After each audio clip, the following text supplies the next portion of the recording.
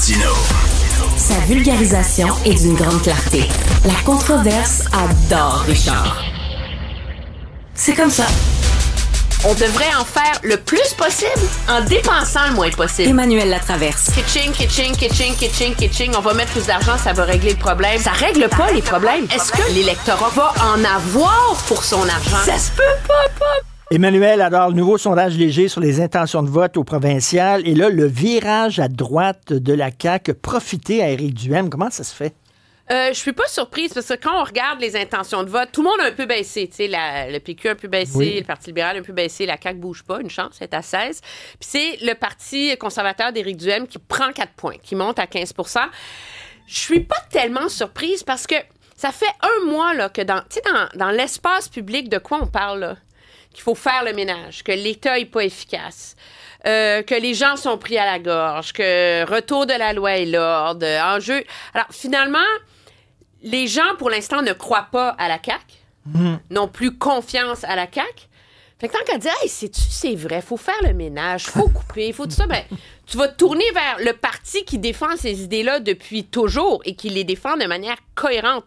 Je pense que ce que ça illustre, c'est à quel point c'est pas parce que la CAQ décide de faire un virage centre-droit qui est dans l'air du temps de l'humeur de l'électorat que ça va passer. Ça illustre à quel point il y a un pont à rebâtir auprès de l'électorat en termes de confiance et de crédibilité. Donc, surtout que le virage centre-droite de la CAQ, c'est vu comme étant opportuniste. Ben, c'est le gros problème, moi, je pense, auquel la CAQ est confrontée en ce moment, c'est que après 7 ans au pouvoir, puis on en parlait en début de semaine, toi et moi, quand le gouvernement parle de finances publiques, d'efficacité, même de lutte contre la criminalité, les gens disent, ben pourquoi tu l'as pas fait avant, tu sais? C'est un peu ça. Puis le risque aussi auquel il fait face, c'est que dans son discours identitaire, on lui reproche d'instrumentaliser ce débat-là à des fins politiques. Les deux sont possibles. Hein. Tu peux décider que tu veux, qu'il faut donner un tour de roue à cause de la crainte que pose cet islamisme radical qui est plus militant, qui s'impose davantage que dans le passé. Ça peut être légitime de vouloir le faire, mais tu peux le faire aussi de manière très partisane pour polariser, pour diviser. Tu peux faire les deux en même temps. Puis je pense que c'est ce qu'on a vu avec la réaction assez épidermique et généralisée qu'il y a eu à l'assaut des islamistes. Tu sais, le premier ministre aurait pu dire, je pense, dans ce débat-là, on a des inquiétudes face à la détermination des islamistes radicaux de s'imposer dans l'espace public. Ça aurait beaucoup mieux passé que de parler de l'assaut des islamistes, tu sais. Et c'est un peu tout le problème auquel la CAQ est confrontée en ce moment. Tu sais, il aurait pu aussi parler des religieux extrémistes sans nécessairement pointer une religion. Oui, mais surtout quand tu as des chrétiens assez extrémistes devant l'abbé qui occupent le Square Phillips, qui haranguent les gens, puis qui proposent de fermer les hôpitaux parce que Dieu guérit, là. Tu sais, entre toi et moi, parce qu'il arrête pas de dire la loi 21 ne vise pas seulement que les musulmans, elle vise toutes les religions, mais dans son discours, il ne vise que les musulmans. C'est que maintenant qu'on en a des exemples sur la place publique de ce militantisme religieux radical qui transcende la communauté musulmane, il y avait une opportunité en or pour le gouvernement d'ajuster son discours de manière plus large. Mais pourquoi il ne le fait pas? Parce que il veut pas s'aliéner une partie qui tient à notre héritage chrétien, catholique, etc. Donc, il continue à frapper sur l'axe des islamistes radicaux. Et tu sais, moi, le discours, il faut faire attention à l'immigration massive et la laïcité, tout ça, c'est un discours qui me parle beaucoup, mais je trouve là-dessus, la CAQ manque de finesse. Bien, sur l'immigration, c'est un dossier que j'ai énormément suivi, là, et je veux dire, le 180 degrés du ministre Roberge hier, là, je veux dire, ça s'invente pas, là. Ça fait des années que Québec reproche à Ottawa d'être trop laxiste en termes d'immigrants temporaires. Le ministre Roberge dépose des cibles où, tu sais, genre, on ferme la porte, là. On s'entend, là, quand tu veux passer de 66 000 immigrants permanents à 45 ou 35 ou 25, c'est que tu veux baisser entre 30 et 65 % ton immigration, là. Juste pour qu'on comprenne l'ampleur de ce qu'il propose. Puis là, c'est la levée de bouclier partout. Fait que là, tout d'un coup, on vient d'allumer, là, en 2025, quand ça fait au moins 6 ans qu'on entend ce discours-là, que sais-tu, dans les régions, là, bonne chance de trouver des femmes de chambre dans les petits hôtels quand la saison estivale est finie. Oui. Puis bonne chance de trouver des soudeurs à telle place. Et que là, dans les régions, on craint une asphyxie économique. Alors là, tout d'un coup, là, on reproche à Ottawa d'être allé trop loin. Fait que là, Ottawa, ben non, mais il n'aurait pas dû faire ça, là.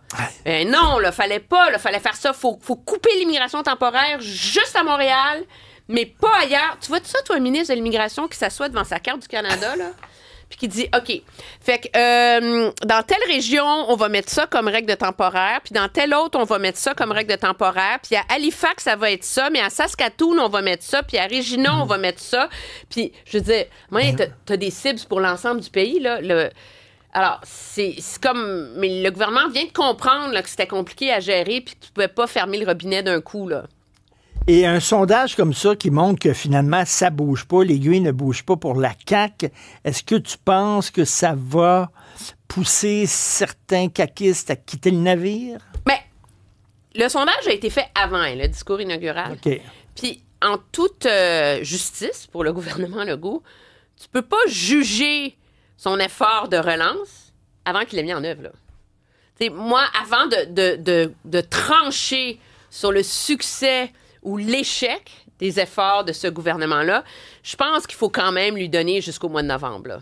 Il faut qu'il en ait déposé des initiatives, là. Madame France-Hélène Duranceau, la présidente du Conseil du Trésor, va présenter un plan de réduction des effectifs dans la fonction publique. C'est crédible, ce plan-là? Ça tient la route? Ça tient pas la route? La nouvelle loi sur la laïcité, c'est bien écrit, c'est un compromis, ou c'est trop radical, c'est partisan. Monsieur Lafrenière travaille sur un plan pour la criminalité. Bon, pas bon, bien vendu. Est-ce qu'on va s'enfarger dans les fleurs du tapis avec des déclarations complètement saugrenues? Monsieur Boulet, sa réforme sur les syndicats, où est-ce qu'il s'en va avec ses baskets? Donc, tant qu'on n'a pas vu, c'est difficile de décider que c'est un échec. Puis je pense qu'il faut quand même, comme analyste politique, là, pas comme électeur, l'électeur, il fera bien ce qu'il veut, mais moi, comme analyste politique, je suis quand même obligée de donner une piste d'atterrissage au gouvernement là, avant de décider si c'est réussi ou pas. En terminant, j'ai regardé ta rencontre hier avec Jacques Gourde, j'ai adoré ça, c'était super sympathique, touchant. Quel personnage quand même. Et comment ça se fait qu'il est tant aimé? Parce qu'il y a un côté un peu clown, puis les milieux politiques pourraient dire aussi, ben tu sais, il nous fait paraître mal là, avec ses grosses envolées, un peu clownesques et tout ça. Là. C'est comme, je pense que parce que lui, il se prend pas au sérieux. Puis il y a tellement de monde qui se prennent au sérieux sur la colline du Parlement, là, que lui, il se prend pas au sérieux. Puis la première fois qu'il l'a fait, c'est comme sorti de son fond. Puis après ça, il l'a refait quelques fois. Puis c'est devenu comme un gag.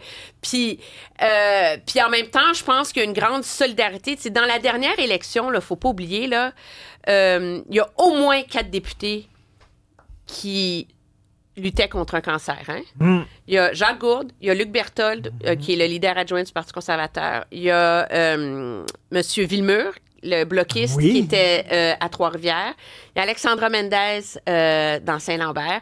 Donc, c'est des gens qui se côtoient, c'est des gens qui vivent ensemble. Ces gens-là sont passés au travers. Donc, je pense qu'il y a c'est comme dans n'importe quel milieu, tu sais... on n'était pas tous ensemble ici au 45-45 quand toi, t'es revenu travailler après ton opération, mais tout le monde aurait dit « Hey, Richard, c'est le fun, bravo! » Tu sais, il y a une solidarité, je pense, naturelle qui vient avec ça. Puis je pense que c'est ce qui fait que quand il a sorti, c'est sa fin de la lune de miel. Mais là, tout le monde a ri de jambon, il s'est trouvé une nouvelle phrase, tu sais, mais c'était sympathique. Mais, tu sais, il y a un flair là-dedans, hein. Le scandale libéral aujourd'hui, au début, tout le monde en riait, puis ça finit par coller, ces affaires-là. La fin de la lune de miel, là, moi, je pense que ça va coller. Cette phrase-là va coller, tu penses? Bon week-end. Au revoir. On t'écoute au bilan. Merci.